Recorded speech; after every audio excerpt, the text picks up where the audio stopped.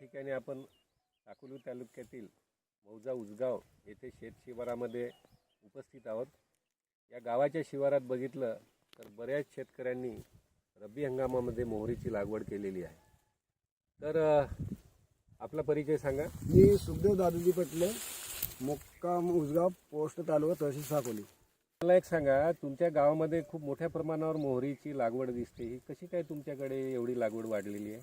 Sir, आमच्याकडे पूर्वी कटाने माल होता, पण जनावरांच्या उपद्रवामुळे आणि त्याच्यामुळे आम्ही ह्या मोहरीकडे मोहरी ही अशी वस्तू आहे, हिला वांढरं आणि जनावरांचा त्रास नाही आणि खत आणि औषध पण लागत नाही।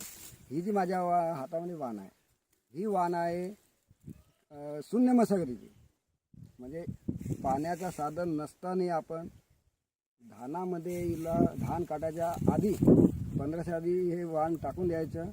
धान जोपर्यंत उभा असतो त्याला ओलावा असतो आणि याची उगवणशक्ती वाढून जातो। धान काटल्यानंतर पाण्याचं साधन असले एखादी काळी देतो आणि खत मारून देतो, म्हणजे याच्यामुळे हा उत्पन्न आपल्याला मिळून तुमचा परिचय सांगा। माझं नाव हेमराज नस्तुजी येळेकर, मुक्काम उजगाव। उजगाव, बरं आहे। आता हे तुमच्या शेतामध्ये मोहरीचं पीक पेरलेलं आहे, तर हे तुम्ही कसं काय पेरलं?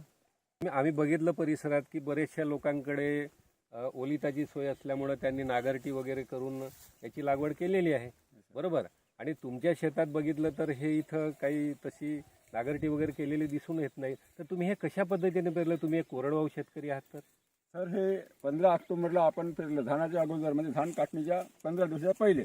बरं, लाकोरी पहिल्यांदा लाकोरी टाकली होती आणि मग त्याच्यानंतर मोहरी टाकलं सर, बिना पाण्याची। बरं, तुमचं जेव्हा धान कापणीला येतो जमिनीमध्ये ओलावा असतो, बरोबर आहे? अच्छा, त्याच ओलाव्याचा फायदा व्हावा म्हणून तुम्ही दरवर्षी लाखोरी टाकत होते, हो सर। परंतु यावर्षी हे नवीन पीक चांगलं तुम्हाला वाटलं म्हणून तुम्ही मोहरी पीक आणि लाखोरी दोन्ही पीक याच्यामध्ये टाकले का? आणि सर. केव्हा टाकले? हे 15 ऑक्टोबरला टाकलं सर आम्ही, अच्छा, धानाच्या कापणीच्या पूर्वी. कापणीच्या पूर्वी सर।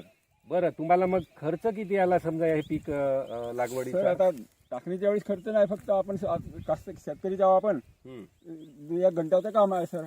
आता कापणीला लागेल खर्च सर। बरं, नाही एकंदरीत तुम्हाला लागवडीचा खर्च म्हणजे नागरटीचा खर्च नाही, शून्य आहे सर। फक्त बियाण्याचा तेवढा खर्च। तुम्ही मागच्या वर्षी पीक घेतलं त्याच्यामुळे बियाणे पण तुमच्याकडे उपलब्ध होतं। किती बियाणं वापरलं तुम्ही येते सर एकराला? सरासरी अर्धा किलो सर, अर्धा ते पाऊण किलो। अच्छा, म्हणजे एकराला तुमचं अर्धा पाऊण किलो मध्ये जास्त लागत असेल? मिक्स आहे ना सर। अच्छा अच्छा, मिश्र शेती असल्यामुळे लाखोरी आणि याची तुम्हाला एकरी अर्धा ते पाऊण किलो बियाणं तुम्हाला लागलेलं आहे, बरोबर आहे? आता याच्यामध्ये परत अजून कोणता तुम्हाला खर्च आला? याच्यामध्ये काही कीड नियंत्रण, रोग कीड याच्यामध्ये येतात का? सर, आता सध्या तर नाही दिसलं सर पेटी वगैरे, त्याच्यामुळे आम्ही औषधीचा उपयोग नाही केला सर। तुम्ही औषधीचा बिलकुल वापर केला नाही केला सर। बरं, दुसरं सांगा, याच्यामध्ये खते काही वापरली का तुम्ही? नाही सर, खते पण नाही वापरली? नाही। म्हणजे खर्च तुम्हाला जो आला फक्त बियाण्याचा। हो सर। आणि हे किती दिवसात पीक निघते हो? सर, आता हे 3 महिने समजा, ऑक्टोबर, नोव्हेंबर, डिसेंबर, जानेवारी, आता समजा 101-2 दिवस। 101-2 दिवस। 100 ते 105 दिवसामध्ये हे Yes, sir. पीक तुमचं निघते। आता तू सांगा, मोहरीचं उत्पन्न किती येईल आता या ठिकाणी? सर, याचं उत्पन्न येईल सरासरी एकरी 2.5 ते 3 क्विंटल। 2.5 ते 3 क्विंटल, म्हणजे त्याचा आता मोहरीचा मार्केट दर काय आहे?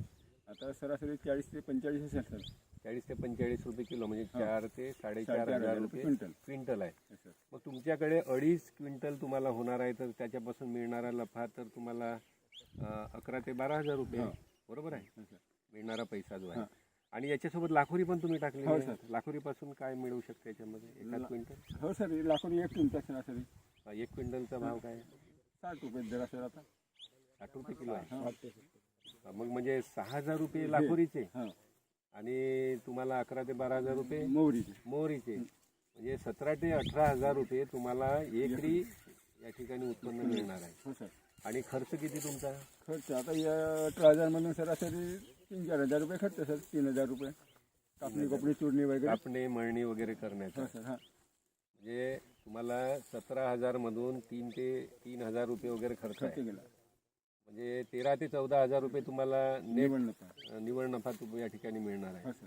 मग तुम्हाला काय वाटते इतर शेतकऱ्यांनी काय करायला पाहिजे? आता जे लोक पडीत ठेवतात बघा, आता बरेचसे शेतकरी नागरटी म्हणजे ओलिताची सोय नसल्यामुळं मग नागरटी करत नाही आणि पेरणी पण करत नाही, आणि लाखोरीचं फारसं उत्पन्न येत नसल्यामुळं काही लोक लाखोरी टाकतात, काही लोक टाकत पण नाही। या ठिकाणी तुम्ही काय सांगाल? तुमच्या परिसरात जंगल पण दिसतो इकडे. हो सर, जंगलामुळे आम्ही मोहरीकडे वळलो सर आता. हां. तर माझं म्हणणं आहे सर, सर्व शेतकऱ्यांना की पडी जमीन ठेवू नका, अशी उताळ्याची मोहरी टाका. म्हणजे कसं धान धान कापणी? धान कापाच्या अगोदर 10 ते 15 दिवसा अगोदर टाकून देणे, अच्छा, फोकून द्यायची ठोकून द्यायचे. उभ्या असलेल्या धानामध्ये, उभ्या कापणीच्या असलेल्या धानामध्ये. पूर्वी, हो, जेव्हा ओलावा असतो आपल्या जमिनीमध्ये, आणि अशा पद्धतीनं करायचं. करायची आहे.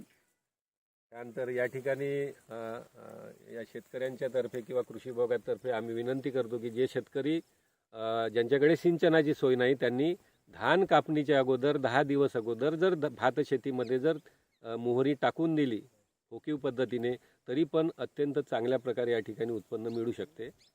धन्यवाद. धन्यवाद.